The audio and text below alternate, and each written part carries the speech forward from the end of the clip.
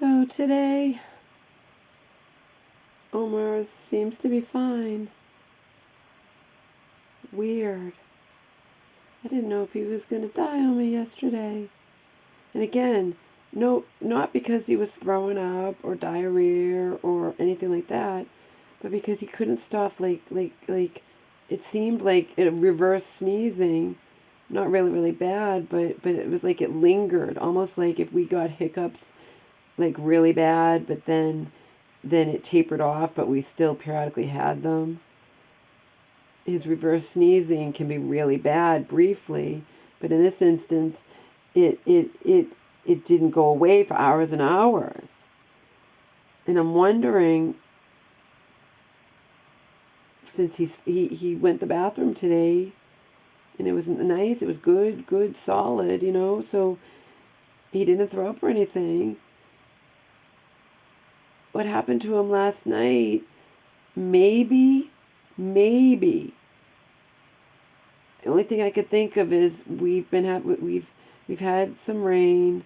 The grass is starting to grow out front, not enough to get it mowed, but maybe something he's got, because he's so old, he's never had it before, but maybe he's allergic to something in our grass, because he started with that outside and then it never stopped, you know.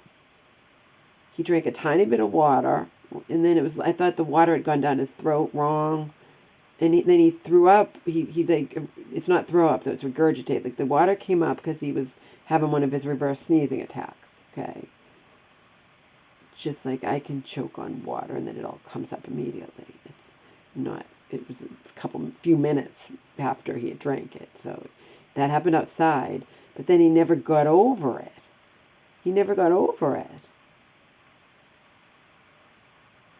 Very strange. But like I said in the other video, part 1, it all leads me to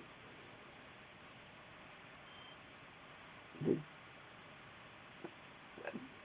unbelievably difficult decision to euthanize him. I'm dealing with my mom's situation. I'm dealing with this all at once.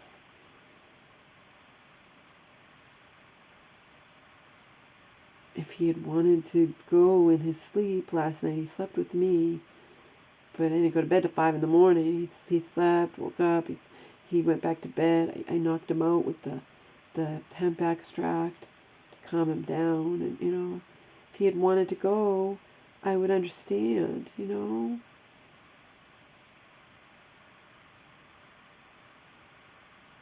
It's just the going through the whole process of putting him to sleep. Again, if he's really sick and I bring him to the bed and then they instantly say, your dog's you got to do it right now, then it's sprung on you, okay? Then it's like you don't have a choice. But making the conscious decision to euthanize him is just so difficult for anyone in my position. I read so many comments online about it. Even one who said, I'm essentially going to be killing my dog. And it's hard to know when you need to make that decision.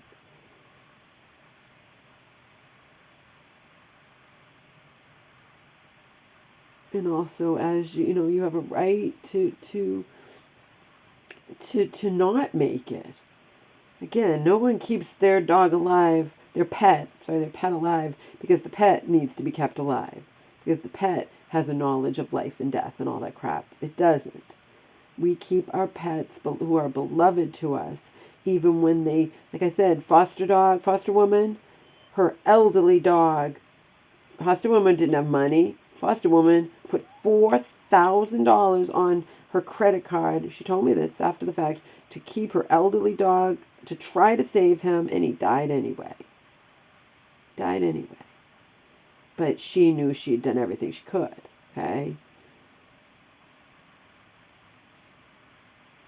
Like I gave you an example of someone who keeps a dog that can't walk. So they carry him to go potty. I even saw that on the Connors before, where they took home they temporarily had this dog, and Dan was like, you can't even, he's so old, he has to be helped to go to the bathroom. Omar can still walk, he can't get up on his own. Sometimes he surprises me and he does get up on his own, but for the most part. And that's really sad, but he can still walk, you know? And I'm here with him 99.9% of the time, which means he's just sleeping in his pen, and if he can't get up on his own, all he has to do is cry, and I help him get up, and it's because he wants to go to the bathroom, and I take him out. But if I wasn't here, and times I'm not here, that's really sad.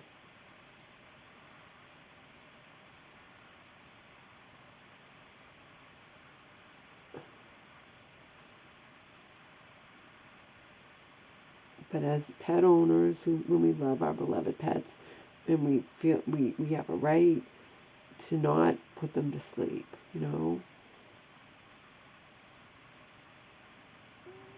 Years ago, I had a friend who had a dog, and the dog reached like 19 or 20 years old. But at the end, the friend was like, yeah, the dog is like 19, 20 years old, but it can't hold in its whatever, so of course it goes to the bathroom in the house, it loses control of its whatever. I think they kept it in a separate spot, separate part of the house. But did they put the dog to sleep? No. The dog ended up dying at home no, they didn't put the dog to sleep. Some people don't do that because they don't have the money, don't have the cost to pay it, the money to pay it. They don't have the money to go to the vets, and which costs, I'm sure, probably hundreds of dollars, because it's like $100 probably just for the vet visit itself, and then the whole thing, and then if they dispose of the body, I'm sure it's hundreds of dollars at the vets, and then to do the home thing, like I said, it's like $700. Joe said he would lend me the money.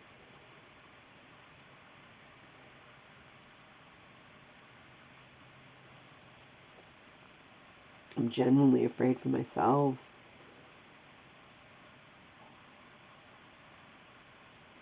If it got sprung on me, and you can tell, oh my God, my poor baby, I need to put him at peace or whatever. That's a different situation than knowing. I mean, I could faint or something, knowing you're taking your dog in to be euthanized. I can't do that. I cannot do that. If I do anything, it'll be the home thing. And I, like I said, that Joe said he would lend me the money. I could just pay him back slowly.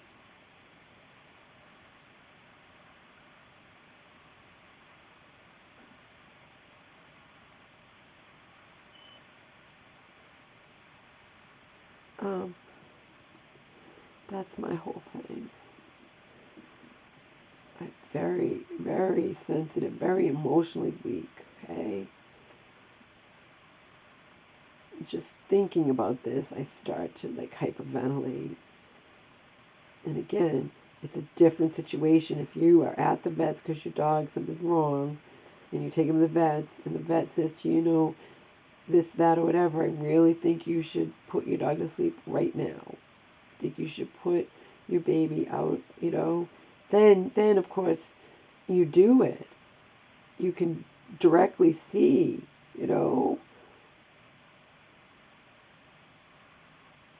that's not the same as putting him to sleep, having him euthanized because he's old and has difficulty getting up on his own.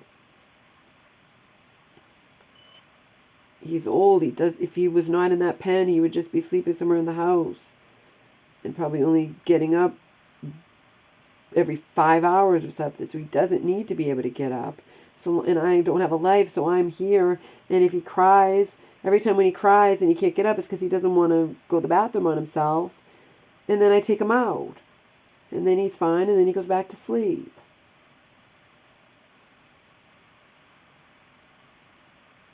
He's a senior dog.